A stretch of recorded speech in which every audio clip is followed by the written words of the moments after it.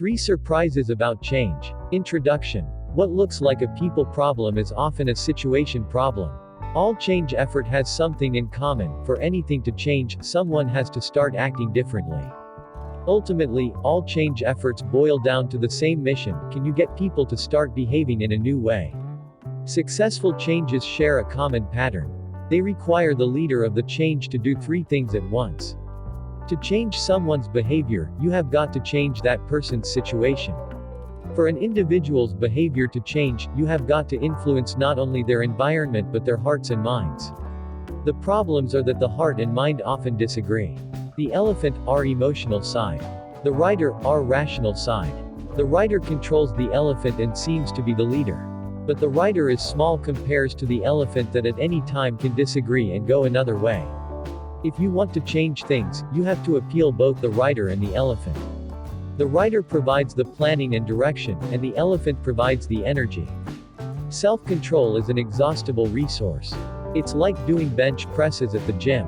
Much of our daily behavior is more automatic than supervised, and that's good because the supervised behavior is hard stuff. It's draining. When people try to change things, they are usually tinkering with behaviors that have become automatic, and changing those behaviors requires careful supervision by the rider. The bigger the change you are suggesting, the more it will sap people's self-control. They are exhausting precisely the mental muscles needed to make a big change. Change is hard because people wear themselves out. What looks like laziness is often exhaustion. If you reach someone's rider but not their elephant, they will have direction without motivation. Once you break through to feeling things change. What looks like resistance is often a lack of clarity. If you don't want people to change, you don't ask them to act healthier.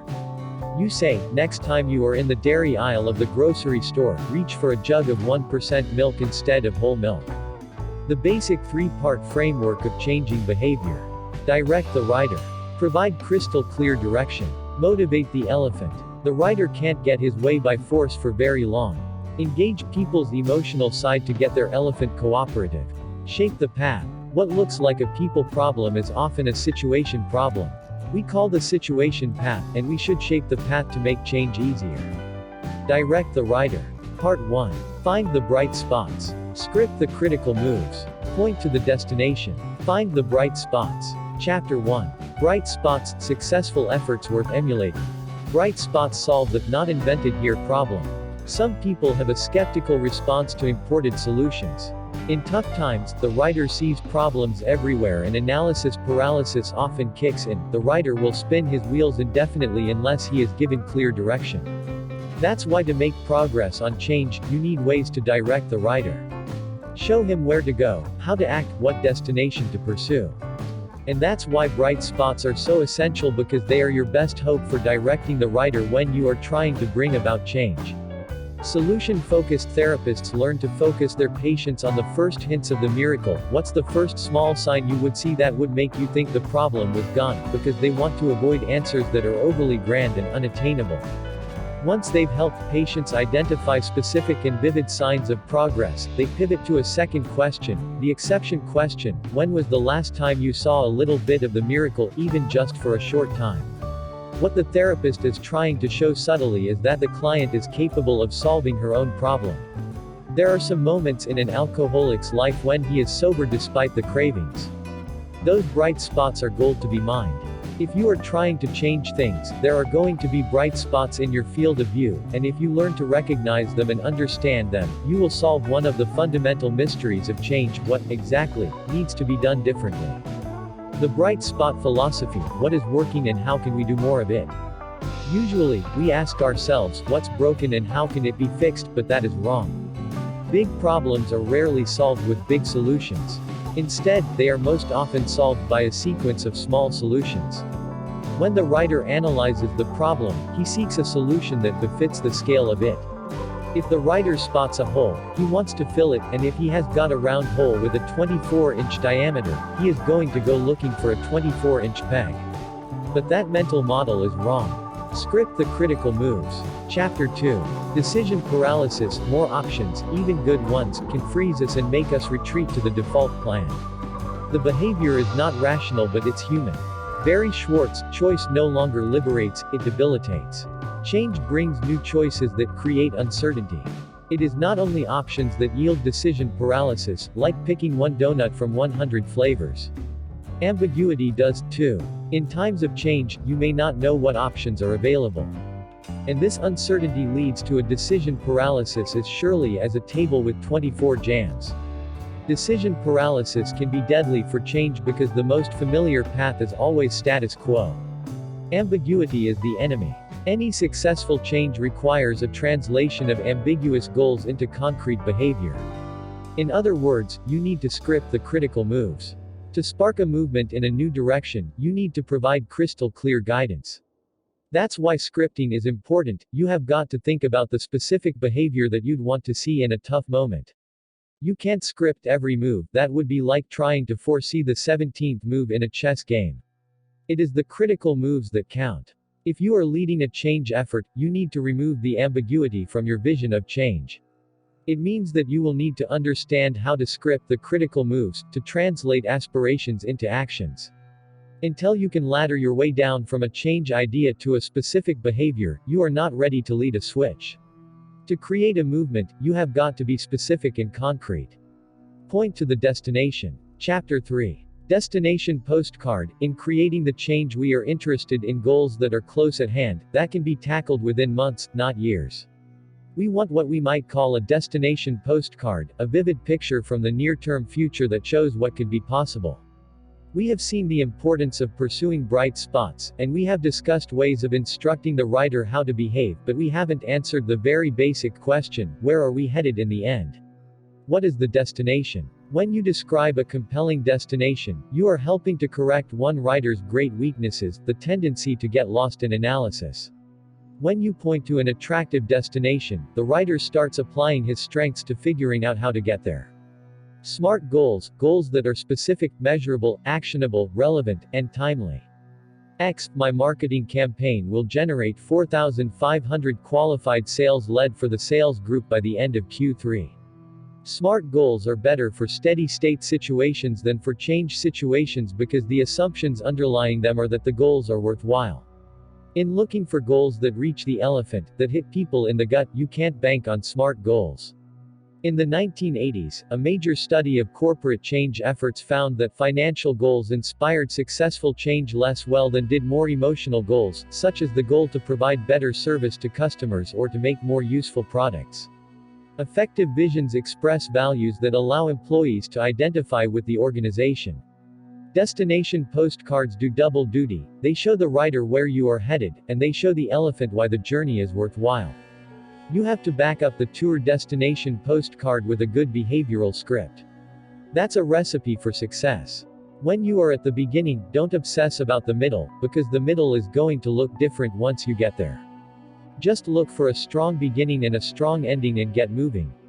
A game plan to appeal to the writer. 1. Follow the bright spots. As you analyze the situation, you are sure to find some things that are working better than others. Don't obsess about the failures. Instead, investigate and clone the successes. 2. Give direction to the writer, both a start and a finish. Send him a destination postcard, you will be a third grader soon. And script his critical moves by 1% milk. Motivate the elephant. Part 2. Find the feeling. Shrink the change. Grow your people. Find the feeling. Chapter 4. The core of the matter is always about changing the behavior of people, and behavior change happens in highly successful situations mostly by speaking to people's feelings. In highly successful change efforts, people find ways to help others see the problems or solutions in ways that influence emotions, not just thought. In almost all successful change efforts, the sequence of change is not analyze think change, but rather see feel change. You are presented with evidence that makes you feel something. Change is hard because people are reluctant to alter habits that have been successful in the past. If necessary, we need to create a crisis to convince people they are facing a catastrophe and have no choice but to move. Shrink the change. Chapter 5. People find it more motivating to be partly finished with a longer journey than to be at the starting gate of a shorter one. One way to motivate action is to make people feel as they are already closer to the finish than they might have thought. The sense of progress is critical because the elephant in us is easily demoralized. If you are leading a change effort, you better start looking for those two first stamps to put on your team's card. Rather than focusing solely on what's new and different about the change to come, make an effort to remind people what's already been conquered. If you want a reluctant elephant to get moving, you need to shrink the change. The elephant had doing the thing without immediate payoff. To get the elephant of its duff, you need to reassure it that the task won't be so bad. One way to shrink the change is to limit the investment you are asking for, only 5 minutes of house cleaning, only one small debt. Another way to shrink the change is to think of small wins, milestones that are within reach. When you engineer early successes, what you are doing is engineering hope. Hope is precious to a change effort. Once people are on the path and making progress, it is important to make their advances visible. UCLA coach John Wooden, when you improve little every day, eventually big things occur. Don't look for the quick, big improvement. Seek the small improvement one day at a time. That is the only way it happens, and when it happens, it lasts. Psychologist Carl Weick, a small win reduces importance, this is no big deal, reduces demands, that is all that needs to be done, and raises perceived skill levels, I can do at least that. All three of these factors will tend to make change easier and more self-sustaining. You want to select small wins that have two traits. 1. They are meaningful. 2. They are within immediate reach. Big changes come from a succession of small changes. It is okay if the first changes seem almost trivial. The challenge is to get the elephant moving even if the movement is slow at first. Grow your people. Chapter 6. When people make choices, they tend to rely on one of two basic models of decision-making, the consequences model or the identity model. The consequences model assumes that when we have a decision to make, we weigh the costs and benefits of our options and make the choice that maximizes our satisfaction.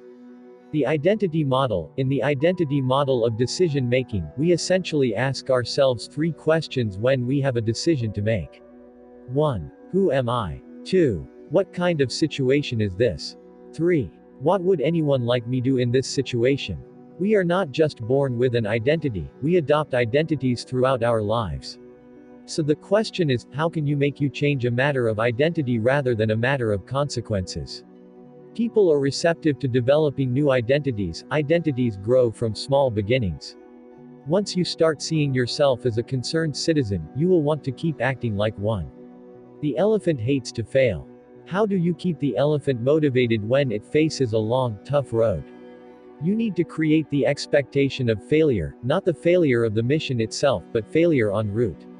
People with a growth mindset, those who stretch themselves, take risks, accept feedback, and take the long-term view, can't help but progress in their lives and careers. Business people think in two stages, you plan, and then you execute. There is no learning stage or practice stage in the middle. But to create and sustain the change you need to act more like a coach and less like a scorekeeper. Real change, the kind that sticks, is often 3 steps forward and 2 steps back. If failure is a necessary part of the change, then the way people understand failure is critical. The paradox of the growth mindset, although the growth mindset seems to draw attention to failure, and encourage us to seek out failure, it is unflaggingly optimistic. We will struggle, we will fail, we will be knocked down, but throughout, we will get better and we will succeed in the end. Quote. People will persevere only if they perceive falling as learning rather than as failing. Changing expectations, if students do substandard work, the teacher could say, not yet. That gives the students the mindset, my teacher thinks that I can do better. Whereas the rider needs direction, the elephant needs motivation.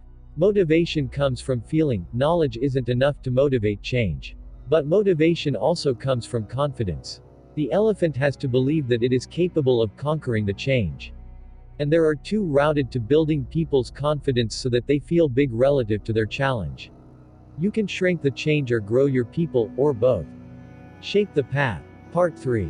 Tweak the environment. Build habits. Rally the herd. Keep the switch going. Tweak the environment. Chapter 7. What looks like a person problem is often a situation problem.